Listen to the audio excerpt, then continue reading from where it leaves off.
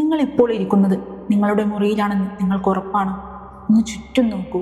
നിങ്ങളുടെ മുറിയിലെ ആ ഇരുണ്ട മൂലയിൽ നിഴലുകൾക്കിടയിൽ ആരോ നിങ്ങളെ നോക്കുന്നത് പോലെ തോന്നുന്നില്ലേ? നിങ്ങളുടെ നട്ടലിലൂടെ ഒരു തണുപ്പ് അരിച്ചു കയറുന്നുണ്ടെങ്കിൽ അത് വെറും തോന്നലല്ല. കാരണം ഇന്ന് നമ്മൾ സംസാരിക്കുന്നത് ജീവിച്ചിരിക്കുന്നവർക്കും ശ്വാസം നിലച്ചവർക്കും ഒരുപോലെ വീതി നൽകുന്ന ഒരു ശപിക്കപ്പെട്ട ഭൂമിയെക്കുറിച്ചാണ്. പെൻഹറസ്.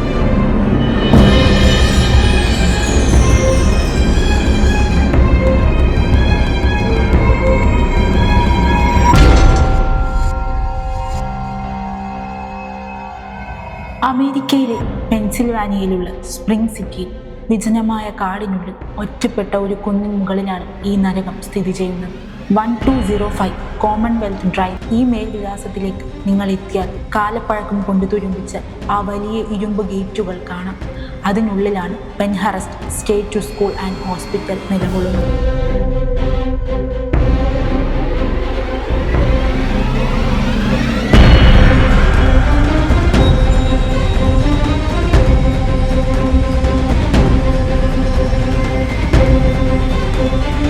കേൾക്കുമ്പോൾ ഒരു സാധാരണ ആശുപത്രി എന്ന് തോന്നാമെങ്കിലും ഇതിൻ്റെ ചുവരുകൾക്ക് പറയാനുള്ളത് നൂറ്റാണ്ടിലെ ഏറ്റവും ക്രൂരമായ പീഡനങ്ങളുടെയും നിലവിളികളുടെയും കഥയാണ്. 1908 പെൻഹറസ്റ്റ് പ്രവർത്തനം ആരംഭിക്കുന്നത്. ശാരീരികവും മാനസികവുമായി വെല്ലുവിളികൾ നേരിടുന്നവരെ ശുശ്രൂഷിക്കാൻ എന്ന് പറഞ്ഞു തുടങ്ങിയ ഈ സ്ഥാപനം പിന്നീട് മാറിയത് ഭൂമിയിലെ നരകമായിട്ടാണ്.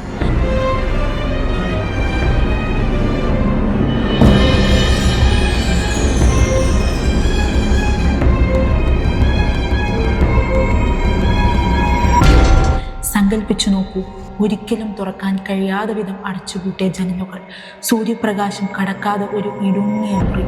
അവിടെ നൂറുകണക്കിന് മനുഷ്യർ തുണിയൊന്നുമില്ലാതെ സ്വന്തം വിസർജ്യത്തിൽ കിടന്നുരുളുന്നു. പ്രതികരിക്കാൻ ശേഷിയില്ലാത്തവർ, സംസാരിക്കാൻ കഴിയാത്തവർ. അവർക്കവിടെ ലഭിച്ചിരുന്നത് മരുന്നായിരുന്നില്ല, പകരം ക്രൂരമായ മർദ്ദനങ്ങളായിരുന്നു.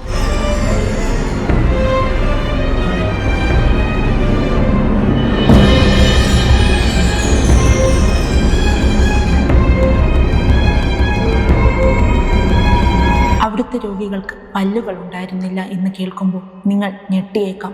അതെ, അവിടുത്തെ ഡോക്ടർമാർ രോഗികളുടെ പല്ലുകൾ ഓരോന്നായി പിഴുതെടുക്കുമായിരുന്നു. അവർ വേദന കൊണ്ട് പരസ്പരം കടിക്കാതിരിക്കാൻ കണ്ടുപിടിച്ച മാർഗം. മരുന്നില്ലാതെ, സ്നേഹമില്ലാതെ, വെളിച്ചമില്ലാതെ ആ നരകത്തിൽ നിന്നും ഉയർന്നു വന്ന നിലവിളികൾ ആ കാടിന് പുറത്തേക്ക് ഒരിക്കലും കേട്ടിരുന്നില്ല. പട്ടിണി സഹിക്കാൻ വയ്യാതെ സ്വന്തം വിരലുകൾ കടിച്ചു തിന്നവരുണ്ടവിടെ. ഡോക്ടർമാർ എന്ന് വിളിക്കപ്പെടുന്ന ചില രാക്ഷസന്മാർ യാതൊരു അനസ്തേഷ്യയും നൽകാതെ ആ പാവങ്ങളുടെ തലയോട്ടി പിളർന്ന പരീക്ഷണങ്ങൾ നടത്തി. ആ വേദനയിൽ അവർ നിലവിളിക്കുമ്പോൾ അവരുടെ വായ തുന്നിക്കെട്ടുമായിരുന്നു.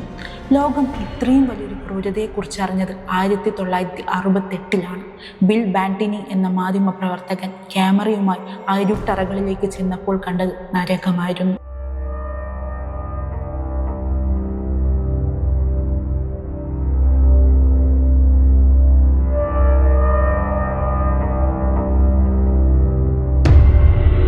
മൃഗങ്ങളെപ്പോലെ കൂട്ടിലടയ്ക്കപ്പെട്ട കുഞ്ഞുങ്ങൾ, ചങ്ങലയിൽ ബന്ധിക്കപ്പെട്ട മനുഷ്യർ. അവിടുത്തെ ക്രൂരതകൾക്ക് അറുതി വരുത്താൻ ഒടുവിൽ നിയമത്തിന് ഇടപെടേണ്ടി വന്നു. 1987 ആ നരകവാതിലുകൾ എന്നേക്കുമായി അടഞ്ഞു.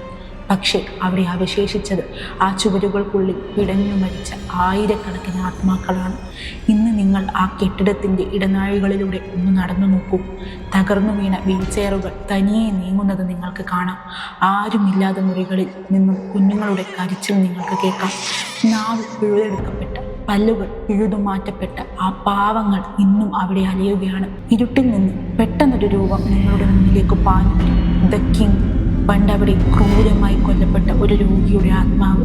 അവൻ്റെ കയ്യിൽ ഇന്നും ചോര പുരണ്ട ആ പഴയ ശസ്ത്രക്രിയ ഉപകരണങ്ങളുണ്ട്. നിഴലുകൾക്കിടയിൽ നിന്നും തിളങ്ങുന്ന ചുവന്ന കണ്ണുകൾ നിങ്ങളെ നോക്കുന്നത് കാണാം. പെട്ടെന്ന് നിങ്ങളുടെ ശരീരത്തിലെ ആഴത്തിലുള്ള പോറലുകൾ വീഴാൻ തുടങ്ങും. അദൃശ്യമായ നഖങ്ങൾ കൊണ്ട് ആരോ നിങ്ങളുടെ മാംസം കീറി മുറിക്കുന്നത് പോലെ.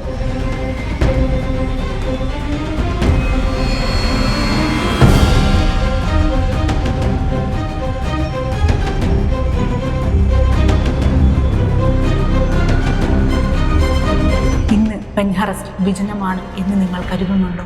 എങ്കിൽ നിങ്ങൾക്ക് തെറ്റി. അവിടെ ഇന്നും പരീക്ഷണങ്ങൾ നടക്കുന്നുണ്ട്. പക്ഷെ അത് ചെയ്യുന്നത് ഡോക്ടർമാരല്ല. മരിച്ചുപോയ ആ പാവമാത്മാക്കൾ തങ്ങളെ കൊന്നവരോടുള്ള പകയുമായി അവിടെ അലയുകയാണ്. അവിടുത്തെ ഇടനാഴികളിലൂടെ നടക്കുമ്പോൾ ഇരുട്ടിൽ തിളങ്ങുന്ന ചുവന്ന കണ്ണുകൾ നിങ്ങളെ നോക്കുന്നത് കാണാം. പെട്ടെന്ന് ഒരു തണുത്ത കൈ നിങ്ങളുടെ കഴുത്തിൽ മുറുകുന്നത് പോലെ തോന്നും. നിങ്ങൾ നിലവിളിക്കാൻ ശ്രമിക്കും, പക്ഷേ ശബ്ദം പുറത്തു വരില്ല. കാരണം ആ ആത്മാക്കൾക്ക് വേണ്ടത് നിങ്ങളുടെ ശരീരമല്ല, നിങ്ങളുടെ ഭയമാണ്.